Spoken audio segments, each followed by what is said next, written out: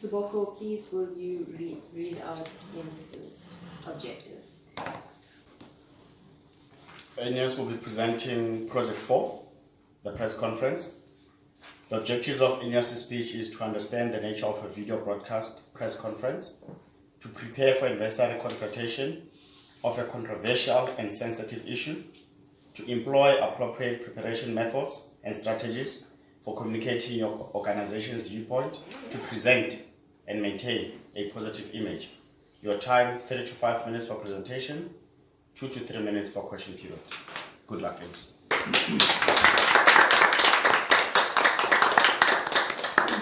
Enias Chingwe will be presenting a press statement about the xenophobic attacks that happened in Soweto in August 2018.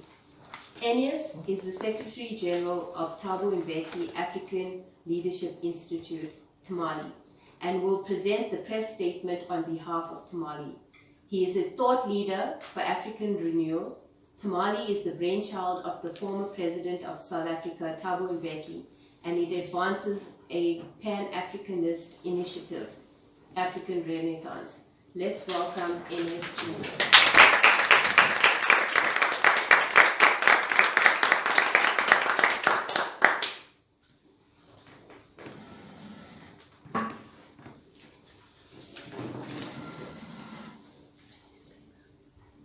Good evening, members of the press and all the members here present.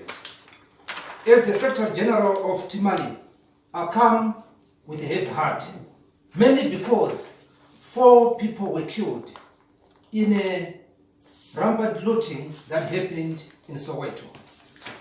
The affected members or the nationals that were affected were the Somalis, the Ethiopians, the Pakistanis, and the Bangladeshis, who had their shops vandalized and looted under the guise of selling expired goods. If the news that they were selling expired goods is true, we believe recourse should have been taken to sort the normal legal channels. In any way, why then did they have to loot the expired goods?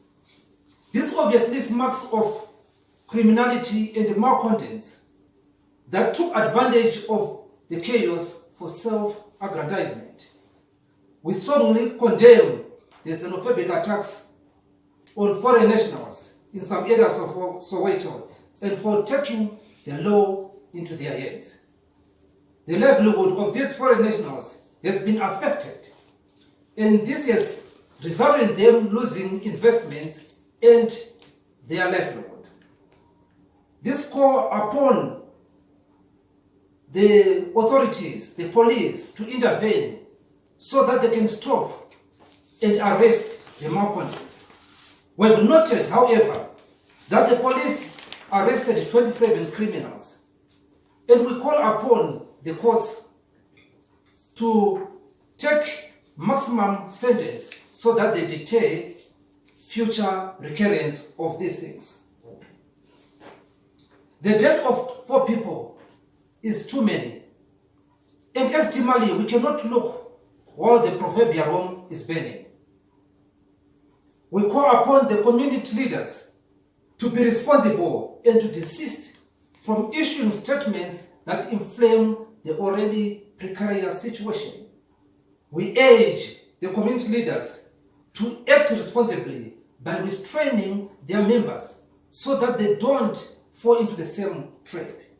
As Tamale, we've engaged our branch in Soweto that is ready to assist the community members in terms of arresting the situation. Needless to say, this is not the first time that we've had xenophobic attacks. And as Tamale, we are very concerned by such a situation. We are calling for the establishment of the Commission of Inquiry that will look into the war saga of xenophobic attacks. And we call upon the government to be the catalyst of change and solve this problem once and for all.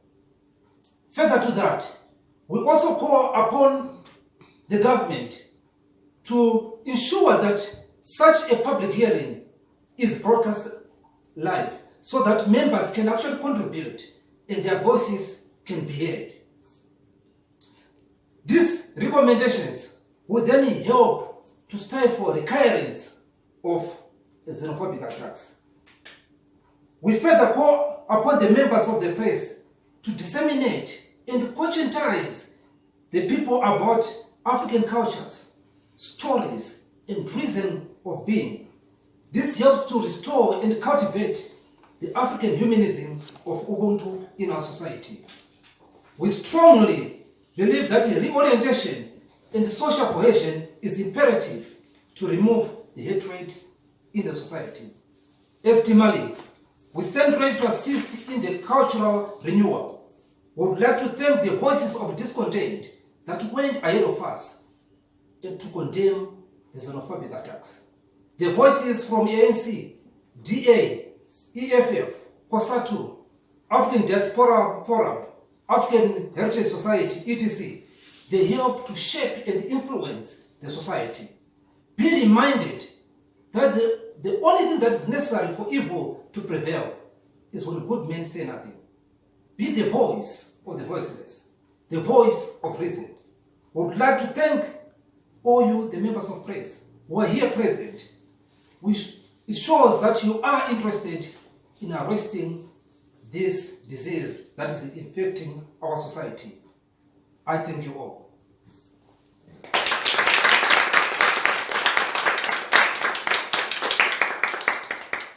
Now I hand over to you, the members of press, 2 to 3 minutes to ask me questions about the press statement. Yes.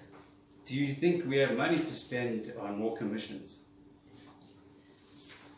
If we are not going to have these commissions, then it means there will be a continuous spiral of this disease. So the only way we can arrest it is by ensuring that we take measures to circumvent this process. Because if we don't do that, we are going to lose lives.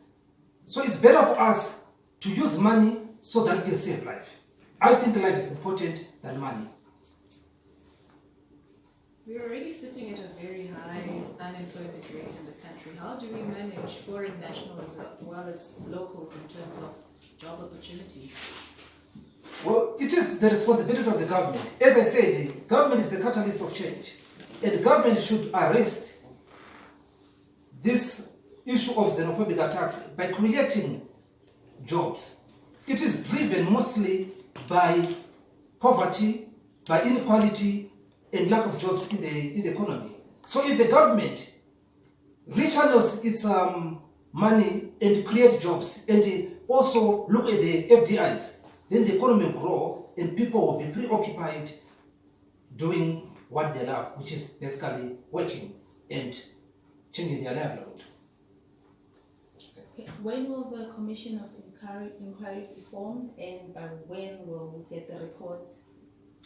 The Commission of Inquiry, we are engaging the government to ensure that they take corrective measures to ensure that they actually change the way they think and to sort of fast track the process so that we can have the Commission of Inquiry. At the moment, we are still in discussion and we are urging the government to be proactive and make sure that they establish that Commission of Inquiry that will then look at all the problems that we are currently facing. Okay. How do we ensure that the voices of the people that are unhappy with the foreign nationals are heard, to make sure that we understand why they do what they do? The Commission of Inquiry will dig deep, will look at all the voices of the people that are against the foreigners and the voices of the foreigners as well. And then obviously they will reach a compromise to say what is the best way forward for the country so that we don't have lives being lost unnecessarily. And I think obviously once they've done that, they can also come up with instruments maybe to curb unnecessary movement of people into the country. Daily news. All right, seeing that government hasn't been able to create employment as most people expect government to do, do you maybe have suggestions on how government can maybe assist and create jobs? The only way for the government to create jobs is by ensuring that they impart entrepreneurial skills in the people. Once people have got those entrepreneurial skills, they can also start their companies and generate more employment. Rather than to look outward, you look inward and start from inward outward. Thank you so much for your time. I really appreciate for listening to my speech and also the question and answer. Over to you, Madam Toastmaster.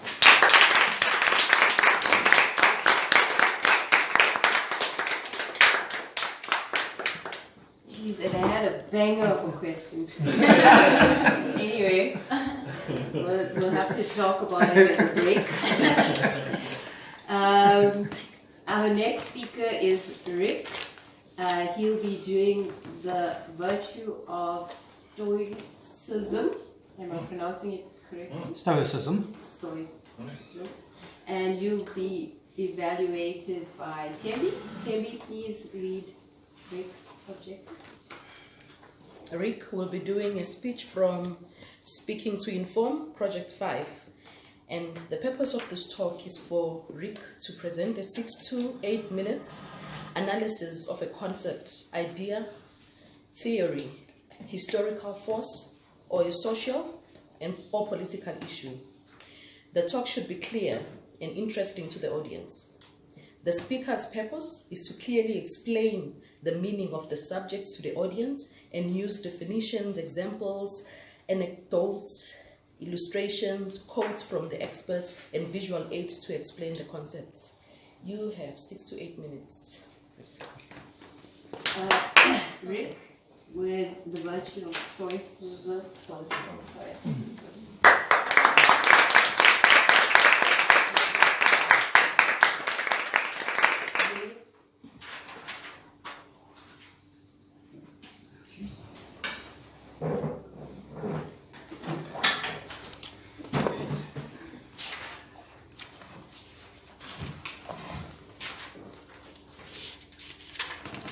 Monday morning, early. Joe's alarm wakes him. He opens one eye, groans, curses, hits snooze, and sleeps for another 10 minutes. Sue's clock radio wakes her. She presses snooze, sits up in bed, and meditates for 10 minutes. Joe finds the traffic is heavy going to the office. He gets flustered, cuts in and out, weaves through the traffic, swears at the other drivers, shows them unauthorised hand signals, and doesn't make it on time. Sue recognises that the traffic is heavy and she's not going to make it. She's courteous to other drivers, lets them in, and starts planning her day. Joe arrives at work, late. His boss chews him out. He goes to his workstation, full of anger and resentment, thinking, but it wasn't my fault!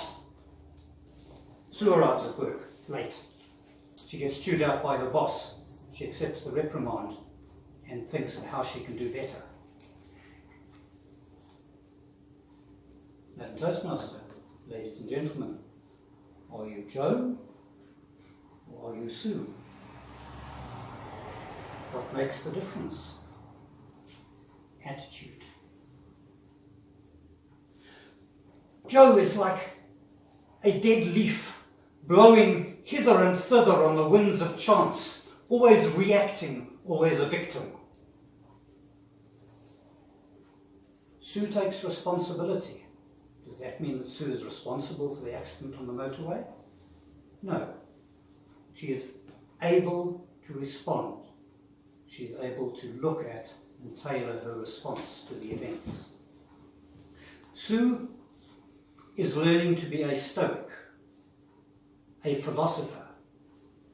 We tend to think of philosophers as old men with long white beards, sitting in ivory towers, speculating on things that have no bearing on our lives. Not so with Stoicism. The Stoic has a very practical, down-to-earth philosophy, aiming at reprogramming our software for the lives that we live. Stoicism arose around 300 BC in ancient Greece, and it came to its full flowering in ancient Rome, with philosophers like Epictetus, Seneca, and the Emperor Marcus Aurelius, who died in 170 AD. Marcus Aurelius was the last of 5 emperors whose reign constituted the golden age of Rome, of whom the historian Edward Gibbon said this was possibly the one time in human history when the happiness of a great people was the sole object of government. Imagine if the happiness of South Africa was the sole object of our government instead of state capture and similar things. Stoic philosophy has influenced many people throughout history, many great leaders, for example, US Presidents George Washington and Thomas Jefferson.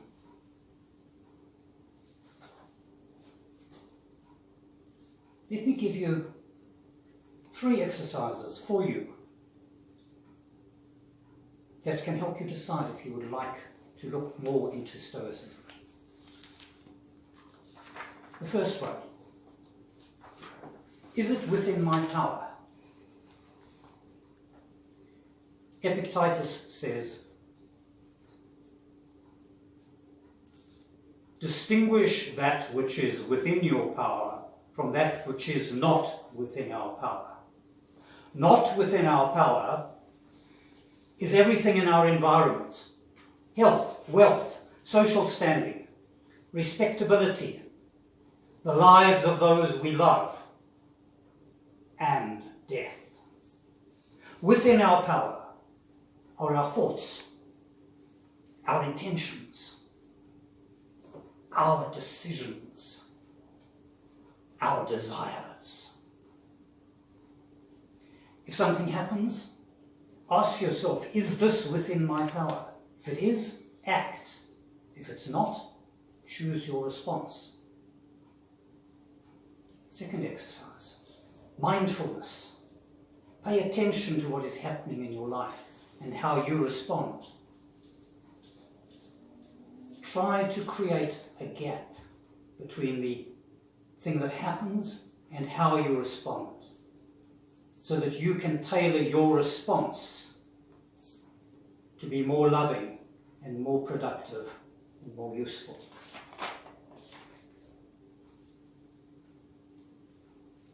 Third exercise: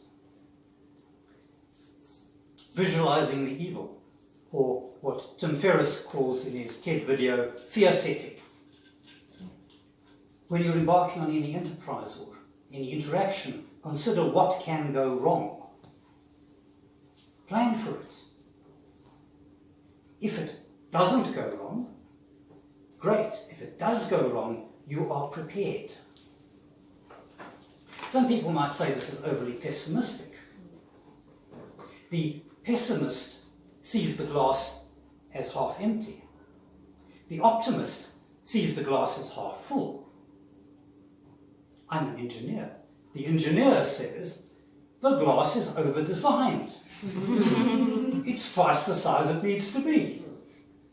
With Stoicism, we can engineer our thoughts and our actions for a better and more harmonious life.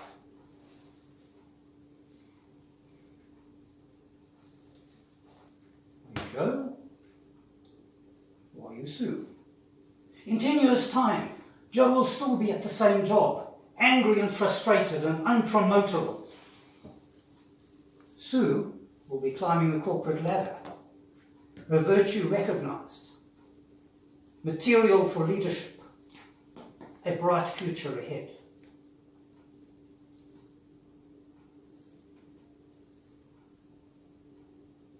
Choose. Let's go first.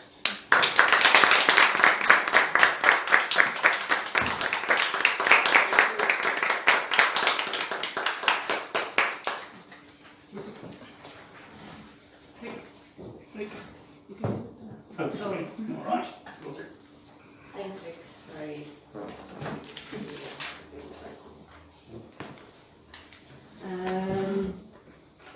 Thank you, Rick. I don't know, I might be a bit of what? Sue. I think I'm a bit of both. So I welcome Mpendulo. She'll be doing her CC10. As part of tradition, when she's done with the speech, we'll be giving her a standing ovation. So just so that everybody knows that. And then her evaluator is Fadi. Fadi, can you read her subject? Certainly, Madam Toastmasters. Mpendulo, your objectives are as follows: to inspire the audience by appealing to noble motives and challenging the audience to achieve a higher level of beliefs or achievement. Appeal to the audience's needs and emotions using stories, anecdotes, and quotes to add drama. Avoid using notes. You have 8 to 10 minutes, and good luck.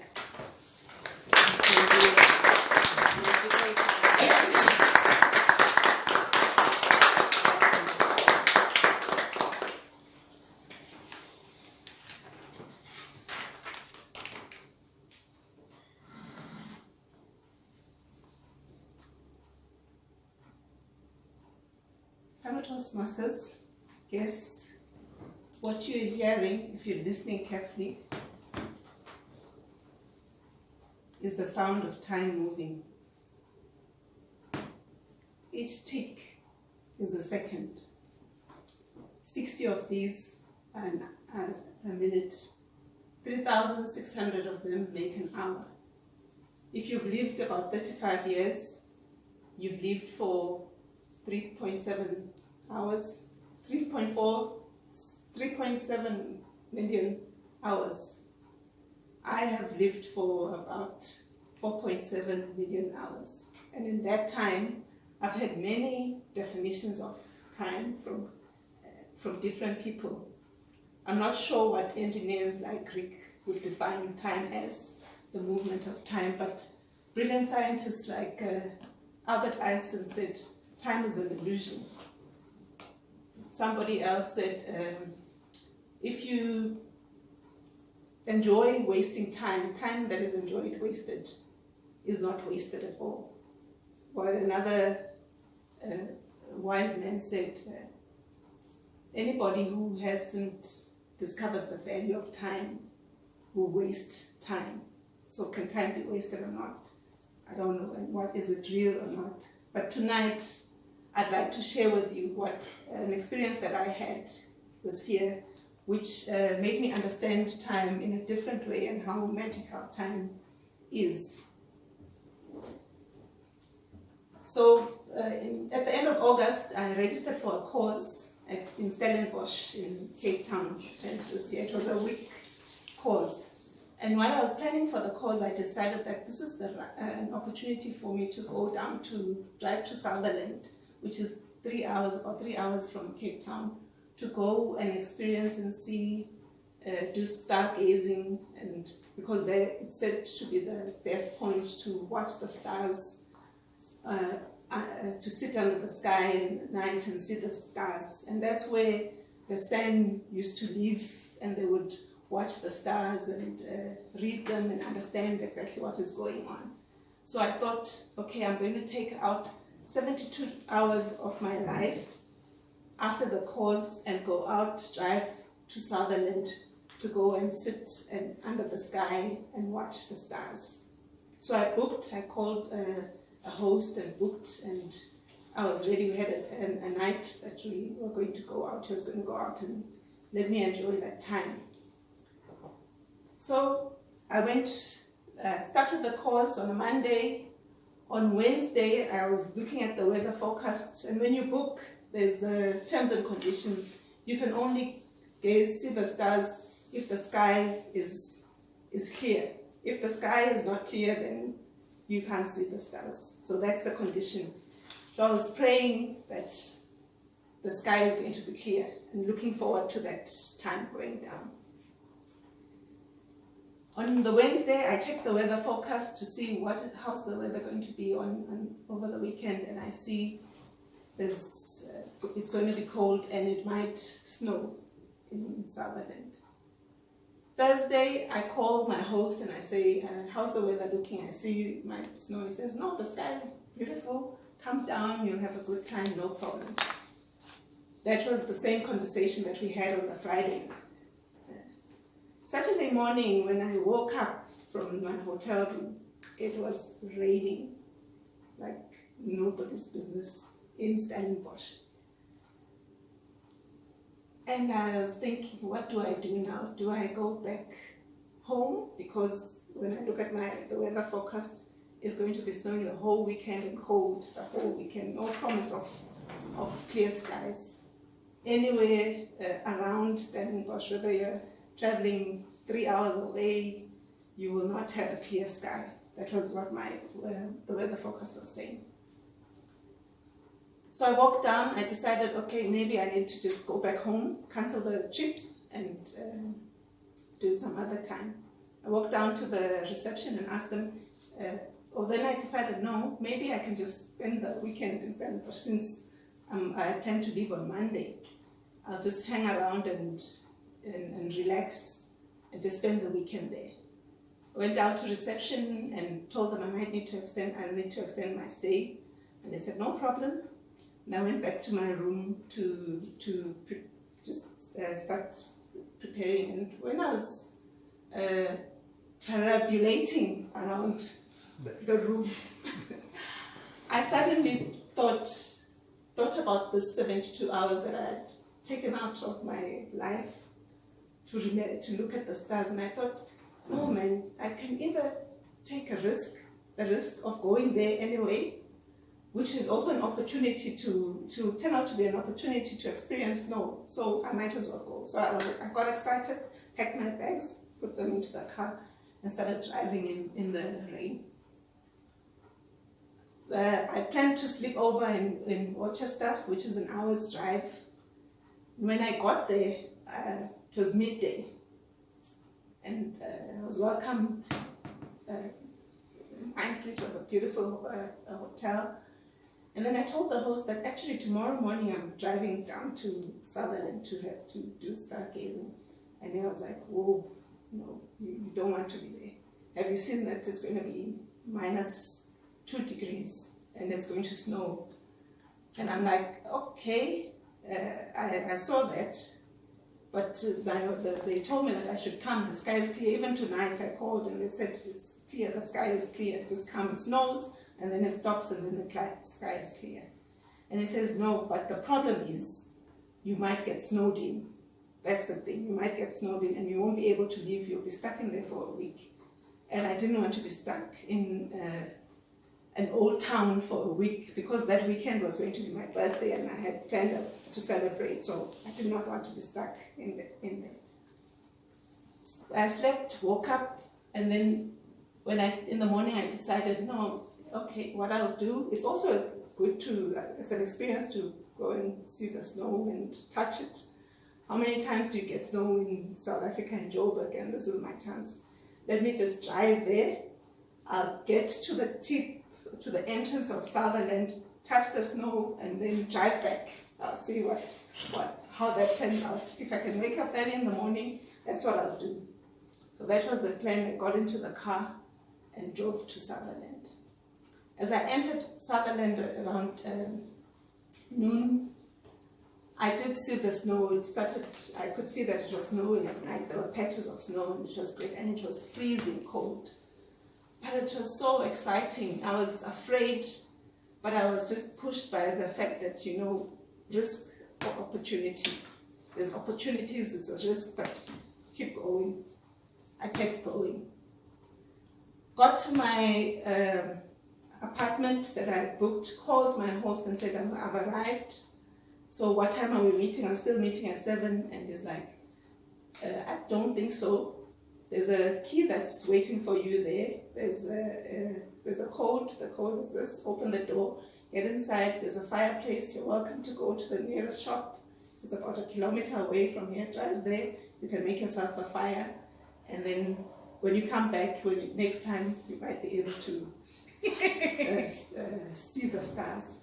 I felt like dying. I was crushed. Like, what a disappointment. And I've never made fire before. How am I going to make the fire?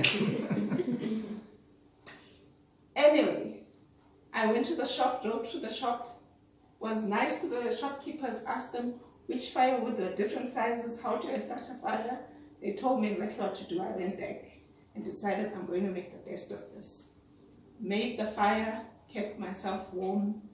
I took time to enjoy the snow during the day. And then I made the fire and enjoyed that fire and slept. And in the morning, just before 5 o'clock, I woke up and took a blanket and went to the middle of the garden and sat on the garden chair. And I looked up. Half the sky was open and the other half was a bit cloudy, and there was a moon that was peeping from the clouds. And on the other side, it was a beautiful sky and beautiful stars. I saw at least 3 shooting stars. It was so amazing. I could not even feel that cold, and I was actually enjoying it. It was the most beautiful time of my life. And I think it was almost an hour sitting there enjoying that moment, and then I went back to the room. On my way back home on the flight, I reflected back on what had happened. I thought, what is it that made me do all of this? How crazy could I get? And why did I continue on this trip? And I realized that it's actually time. There wouldn't be any other time for me to experience everything that I experienced at that time in that 72 hours.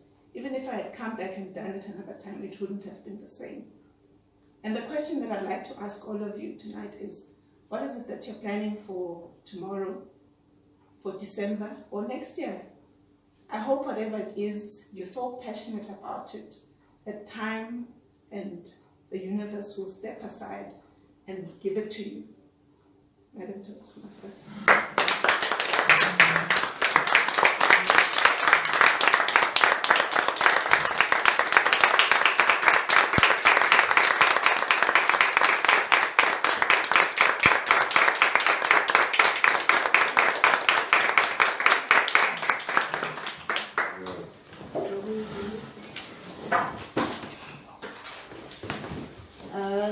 Well done, Mpendulo, on your CC10. This is an amazing moment. I know when I did my CC10, it was a really good milestone for me.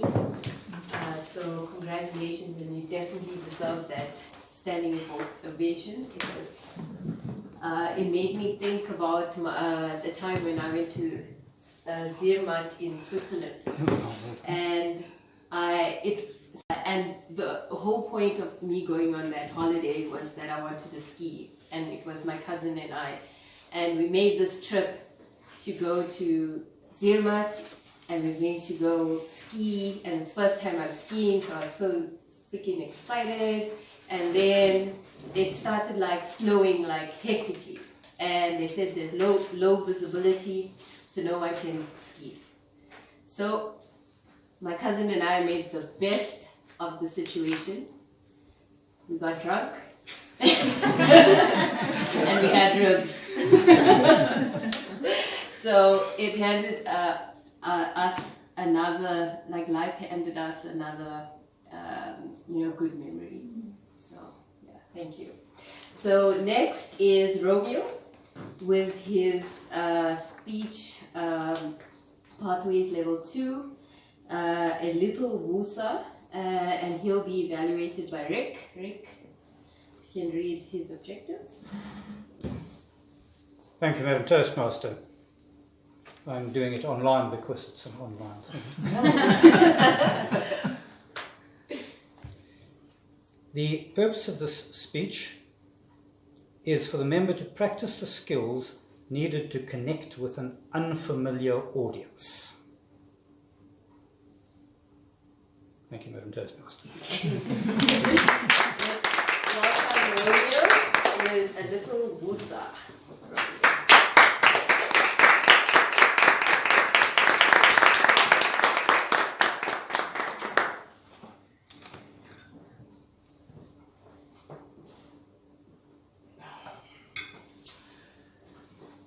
They say Buddha once asked, was once asked, "What have you gained from meditation?" And he said, "Nothing." However, Buddha said, "Let me tell you what I lost. Anxiety, depression, insecurity, and anger." I don't know if this happens to you sometimes. Like,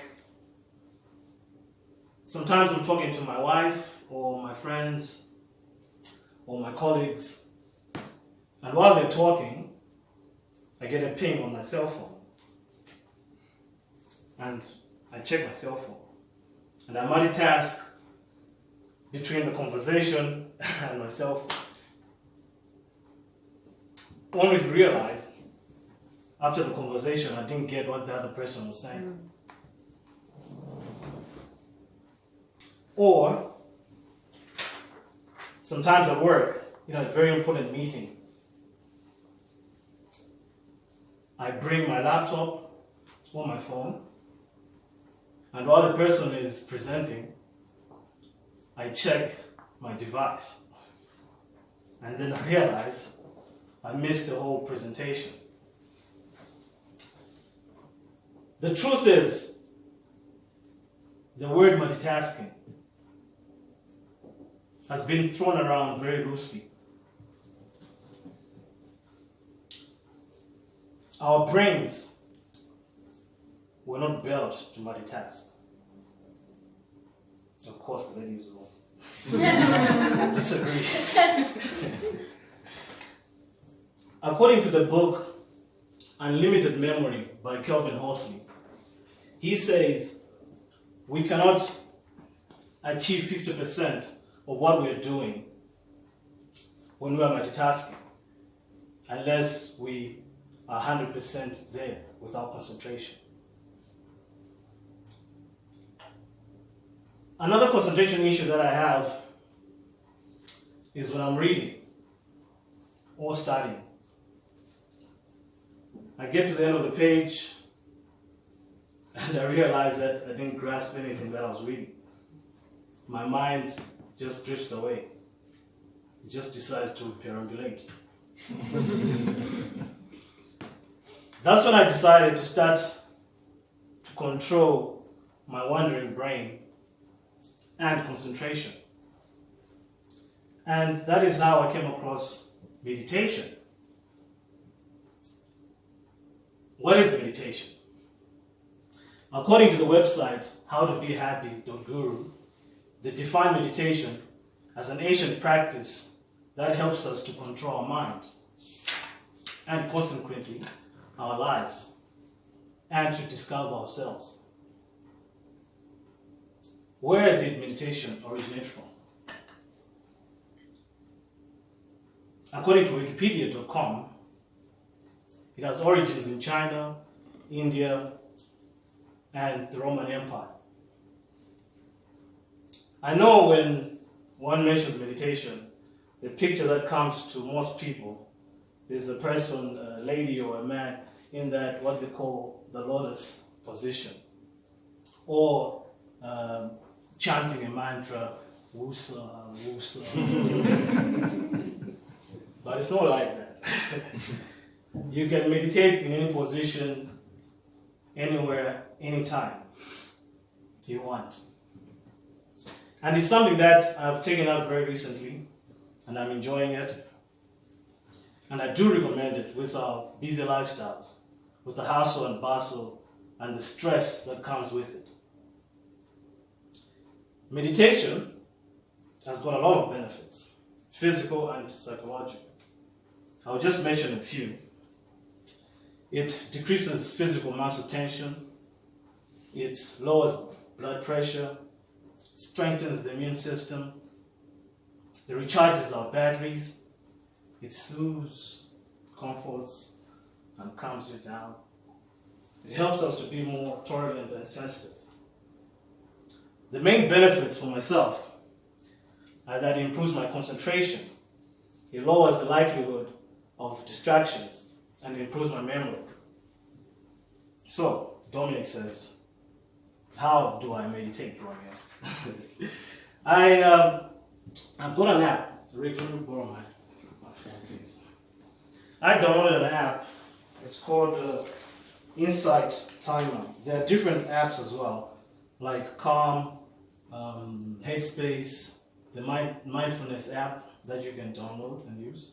So if you please just indulge me for tonight, we'll do a 2-minute meditation. Let me just set up.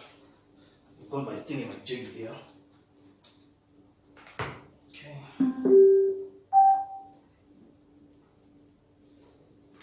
The next voice you're going to hear will be our instructor. Let me just get to the...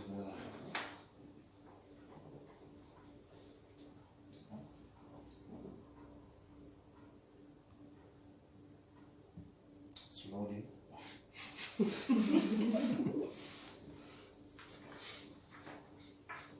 Still loading.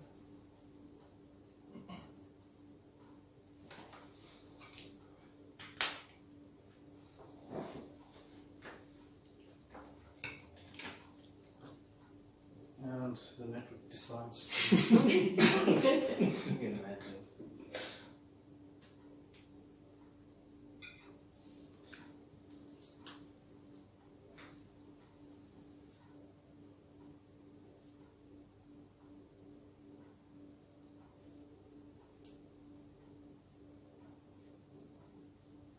I'm starting running out of time. I guess anybody that's interested can come and consult and I'll show them. But I'll leave you with this. The Dalai Lama said, if we teach every 8-year-old in the world, we'll eliminate violence in the next generation. Madam Toastmaster.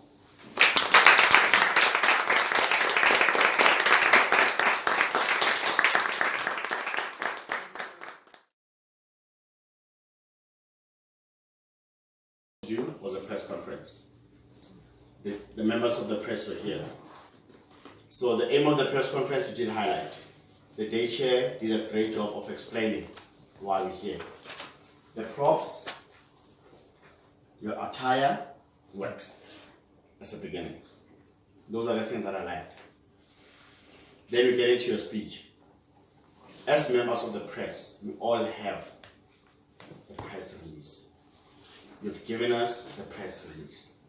You don't have to read it because after time you're looking down because you're reading on your press release instead of looking at us, that conviction to say, listen, I'm not happy with what's happening and this is why we're here. So that's the only thing that I will, going forward, when you're doing a press release, don't read it, give it to everybody, rather you tell us why we're here.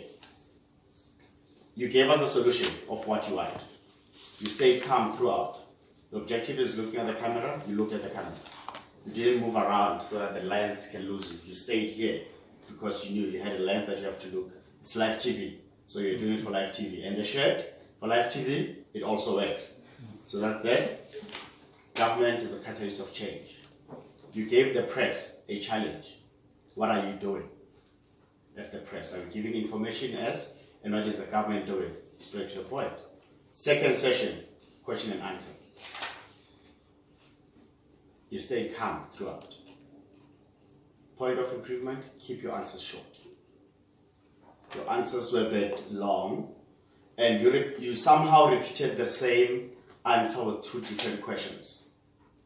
So when somebody asked you a question, you still went back to the government. So when Tando asked a simple question to say, when is the press conference, or the inquiry, you should have just went straight to the point. In 2 weeks' time, at Mazibulele Game Reserve. That's what we wanted to do. In terms of the conclusion, your conclusion was straight to the point. You challenge the press, you challenge the media. Thank you very much.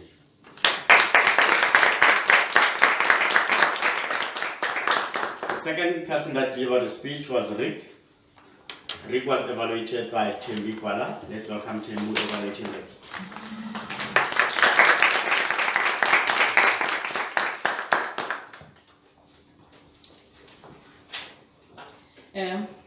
A special greetings to Rick well done on your project 5 on speaking to inform.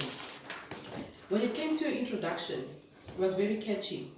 Seemed very confident in the stage, and you catch the audience with the comparison of Joe and Sue. And you used an example that we can relate to. We know the stress that that we have in the morning, that if you choose to be, to let anything that happens at the beginning of your day, then it might, you might end up having a not so pleasant day. So it's a good comparison that you made there.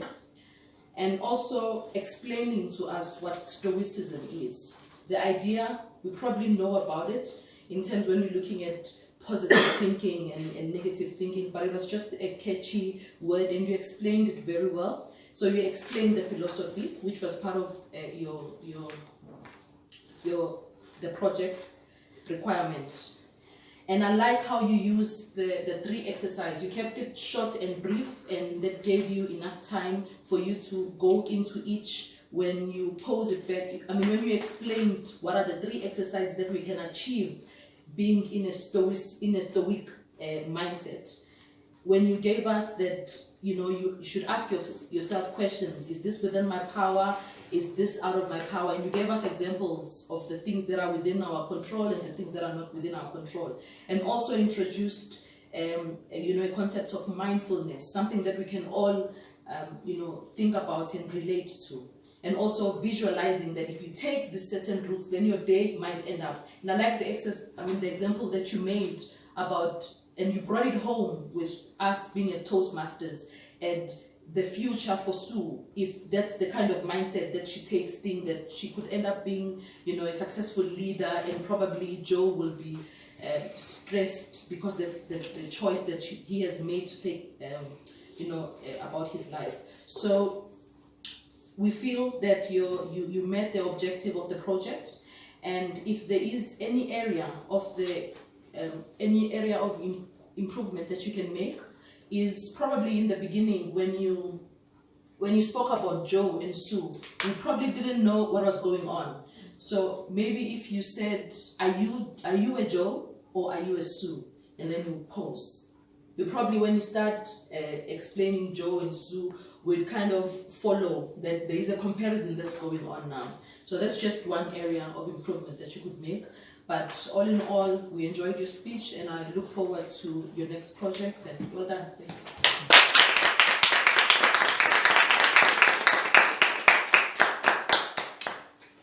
The next person was delivering her last speech, ACC10, was Mpendulo. Mpendulo was evaluated by Gadifele. Let's welcome Gadifele evaluating Mpendulo.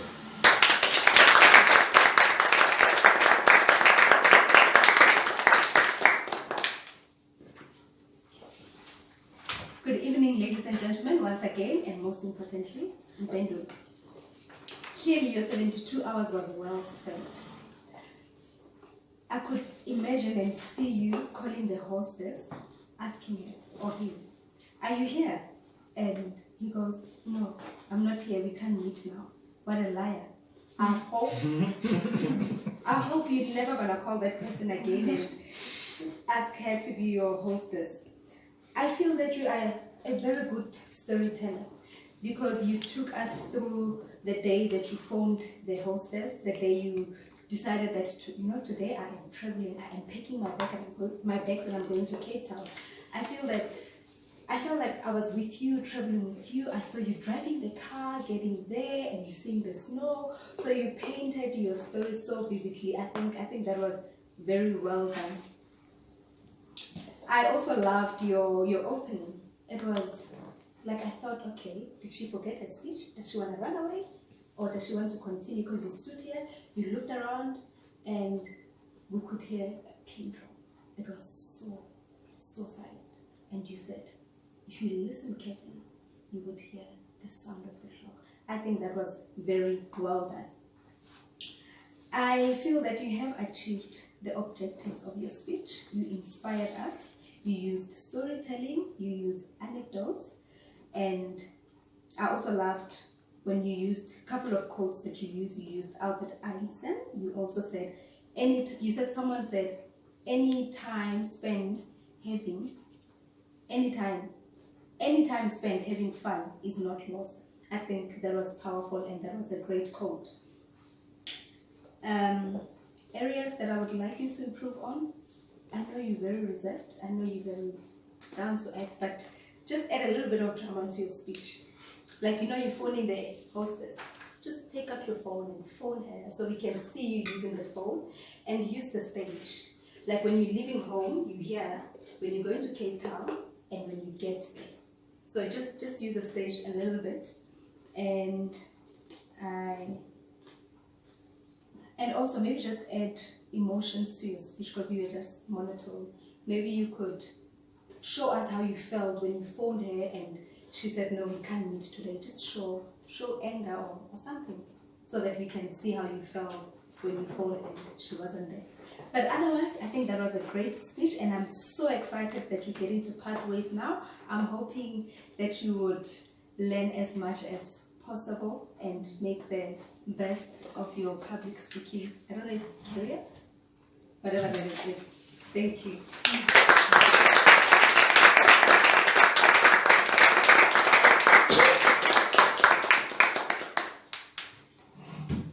Thank you, Khadi. The next speaker we had was Romeo, evaluated by Rick. Can we welcome Rick, evaluating Romeo.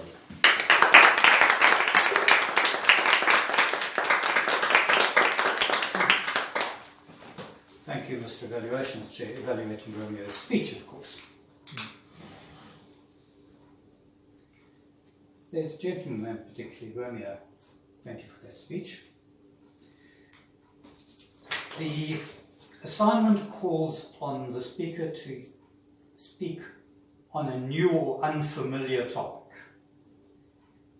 So although Dominique had broken ground with a speech on meditation some meetings back, I think largely it was unfamiliar to us, so a suitable choice of topic and an intriguing title for it.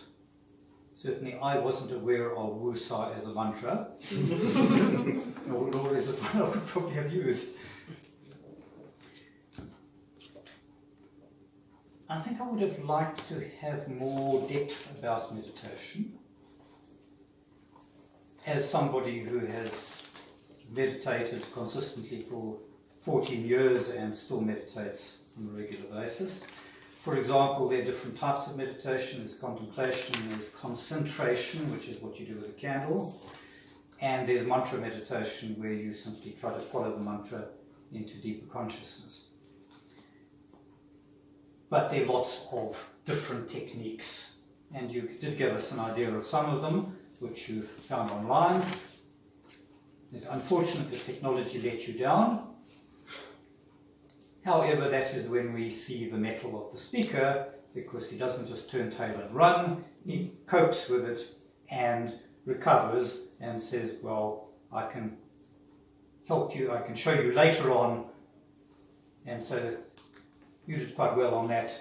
However, in terms of the fear setting, the meditating on the negative, perhaps we need to just consider what can go wrong and have a backup system of some sort.